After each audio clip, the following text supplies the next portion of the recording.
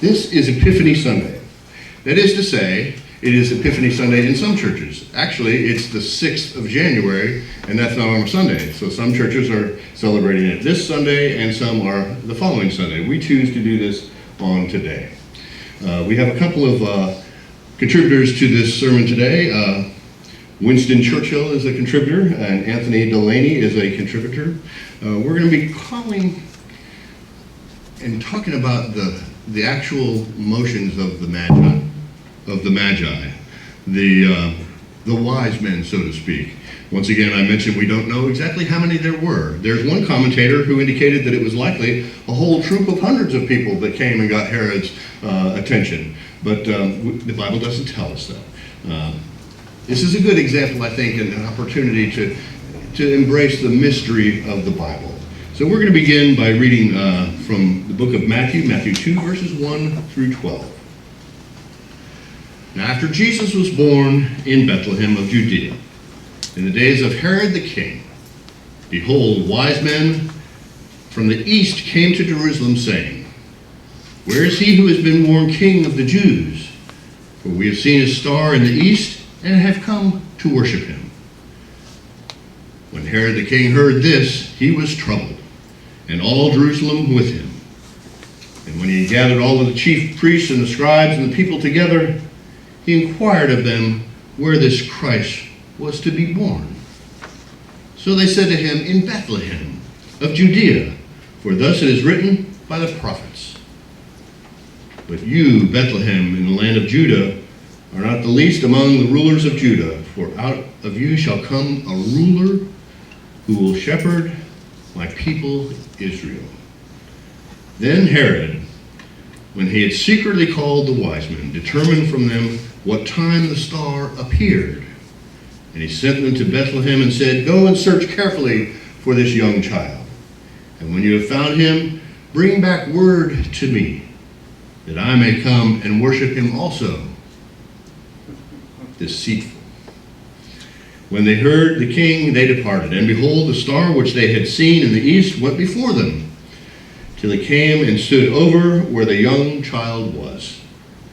When they saw the star, they rejoiced with exceedingly great joy. And when they had come into the house, they saw the child with Mary his mother, and fell down and worshipped him. And when they had opened their treasures, they presented gifts to him, gold, frankincense, and myrrh.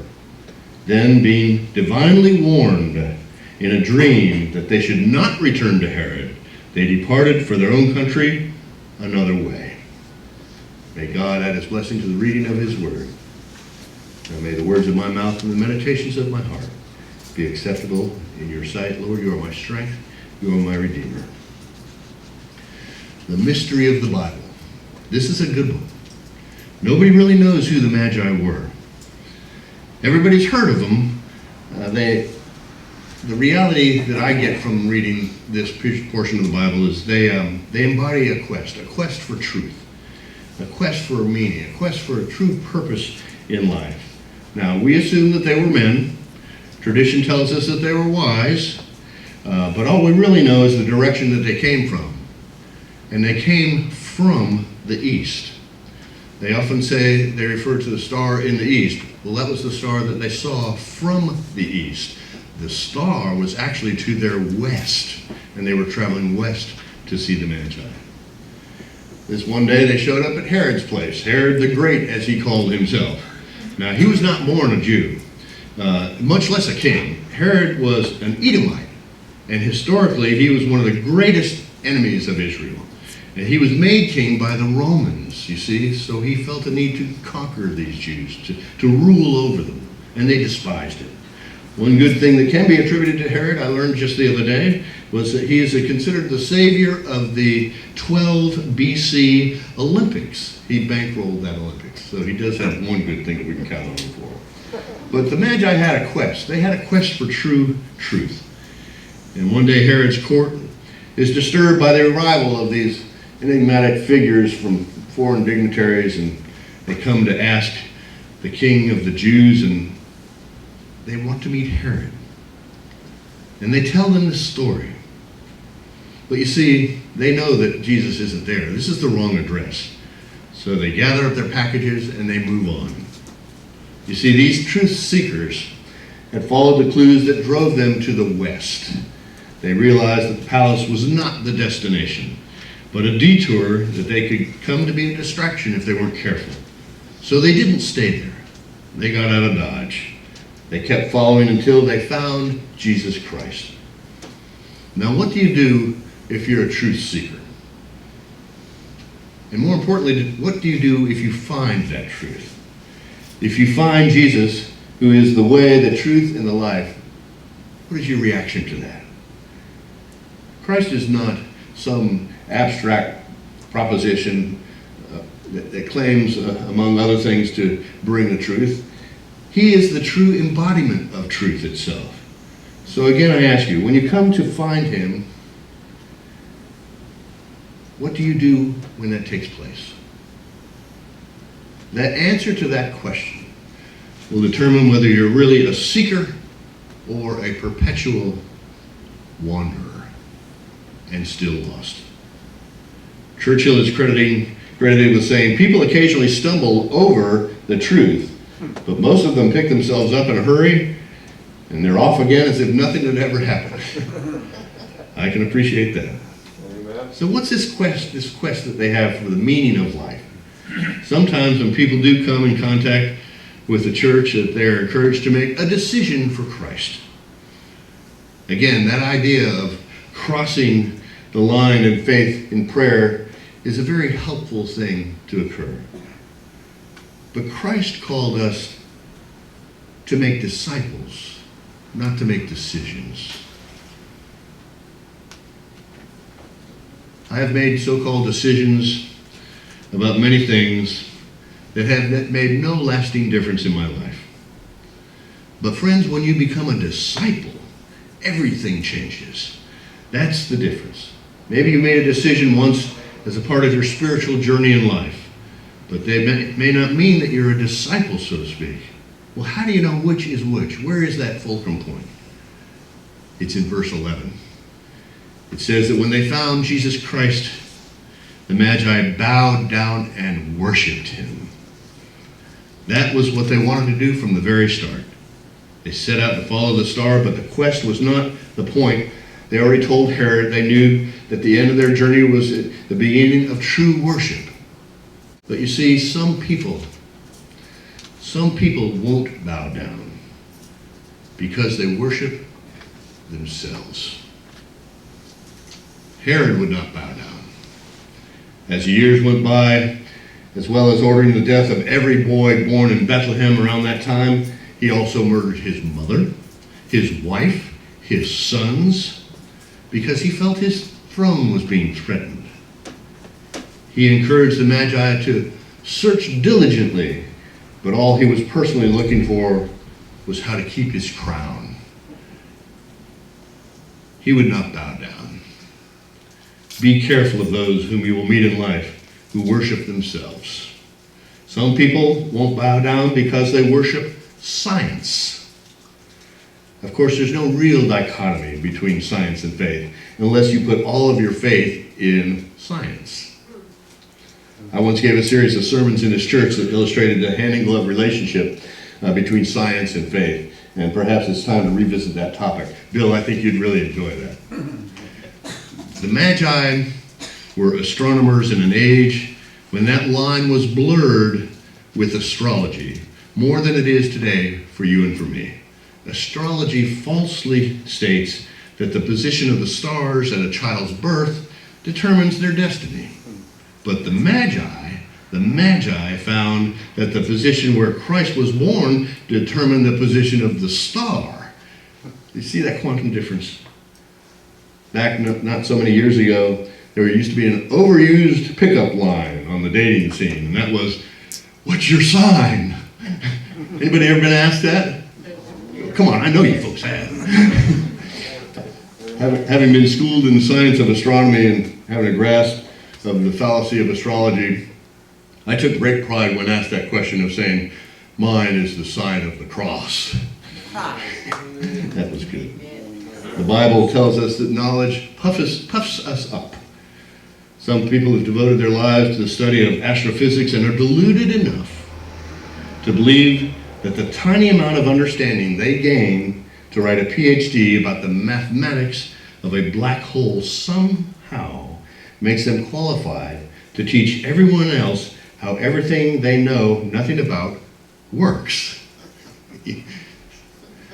I've studied under some brilliant professors in astronomy and physics, but one thing that I find is utterly amazing, and it is without exception, I cannot recall a single one who could divorce himself from the concept of a reverse timeline when trying to explain how the universe came to be in its current state. Let me explain that. We can measurably determine that the universe is expanding. It's like a balloon getting larger and larger. Everything within the balloon is bigger and the outer edges are getting bigger. We can quantify that with science. I believe that. I believe that to be true. Therefore, the simple logic is, by the scientists, and it makes perfect logical sense, is if we can determine that rate of expansion, then we can mathematically reverse that expansion to a contraction to a beginning of time when things began. Perfect logical sense. Agreed? Well, these brilliant professors never grasped the miracle of this universe being created by God. They specifically never grasped that this God-created universe was created with the appearance of age. Now let me give you a classic example of that. Adam and Eve were not created as zygotes swimming around in amniotic fluid. They were created as fully developed human beings. You see what I'm talking about here? Some people won't bow down because they worship theology. Theology has been called the queen of the sciences. It is the beginning of knowledge from God. What a shame that the ecclesiastical experts, scholars in Herod's own court could look into their scrolls and their ancient prophecies and knew where the Messiah was born, but they never went there. Pastor Anthony Delaney tells an interesting story that well illustrates this point. He writes, I was taught New Testament at a university by a celebrated published theologian who was also an atheist.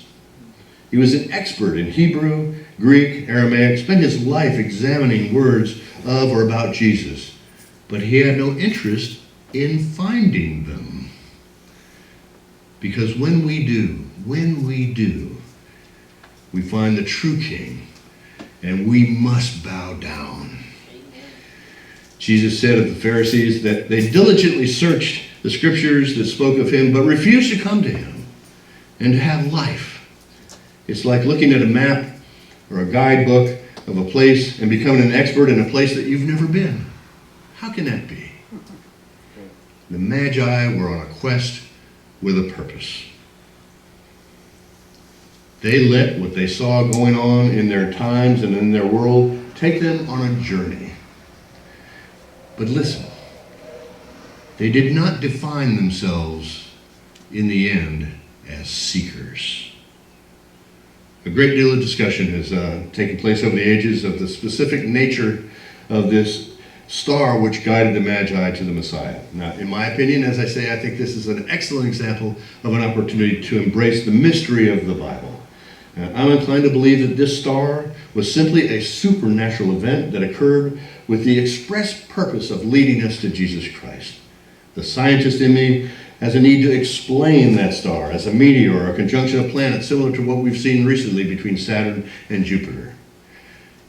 But by being entangled in that kind of astronomical rotisserie discussion without answers, I miss the point entirely.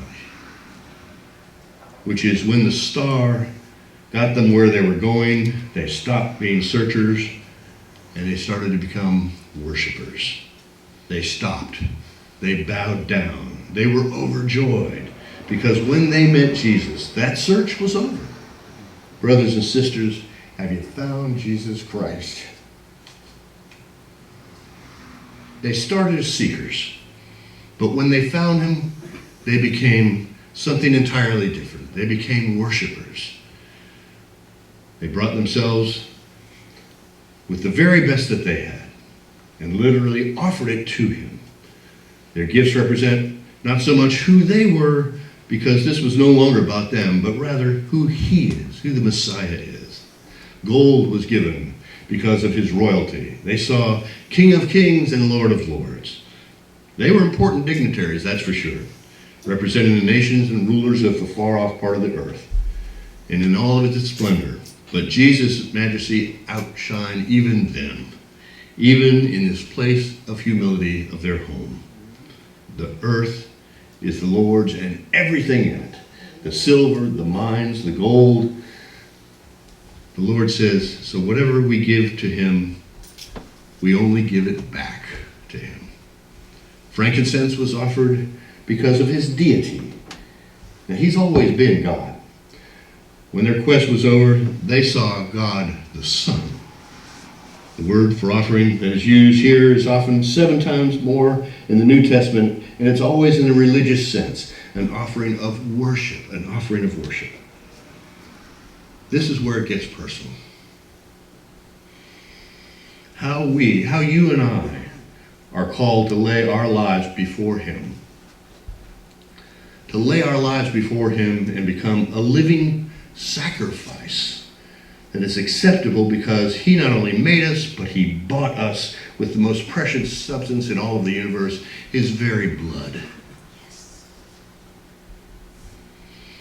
Myrrh was given because of his humanity. He who has always been God became human. When the Magi's quest was over, they saw with their own eyes the Son of Man. By the time they get to Bethlehem, Jesus is a very young child. He knows what we're like, this Jesus. He has become like us in every way, yet without sin. The Word became flesh and dwelt there, and they beheld his humanity and were overjoyed. Friends, when you discover these truths, how can you not bow down and worship? How can you not? It saddens me to see people hold on to their own crowns and the temporary gifts of this life, just like Herod did. Listen to these words written in a popular song. I've climbed the highest mountain, I've run through the fields, I have run, I have crawled, I have scaled the city walls, I have kissed honey lips, felt the healing in her fingertips, I have spoken with the tongue of angels, I have held the hand of the devil, I was cold as a stone. I believe in the kingdom come, when all the colors will bleed into one. You broke the bonds, and you loosened the chains, you carried the cross of my shame. You know I believe it. And yet, this is the final line. But still, I haven't found what I'm looking for. That is performed by the group U2, sung by Bono, their lead singer. Still, I haven't found what I'm looking for. You know where it is, don't you? Every one of you here knows where it is. Perhaps the biggest tragedy is when people waste their whole lives going from one place or one person to another, supposedly in search for meaning or purpose or truth, and yet when they find it in the only one who embodies it, they walk away singing, I still haven't found what I'm looking for. Friends, as you travel through life, with all of its questions and all of its clues and torments and ups and downs, the problem may not be that you haven't found the truth, but that you're unwilling, perhaps, to bow down to that truth. You will worship something, but you're not willing to worship the one who made it all, perhaps. And so I must ask you this profoundly eternal question. Are you willing to say, today, are you willing to say, I'm going to call off the search, God. God has come and found me. The search is over. So I will give Jesus, who owns everything, what he wants from me. If so, bow and pray with me now.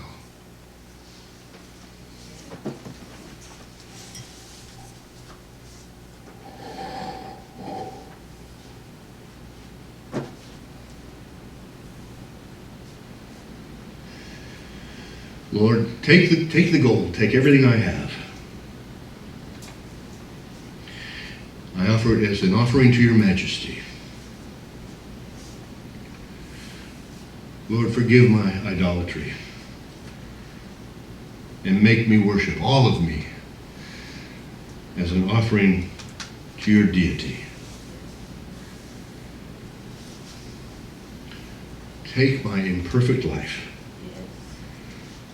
as you took the life and death for me, so that I can not just be a seeker, but be a finder who worships, a finder whose knee is bent, your follower, forever and ever. Amen. Amen.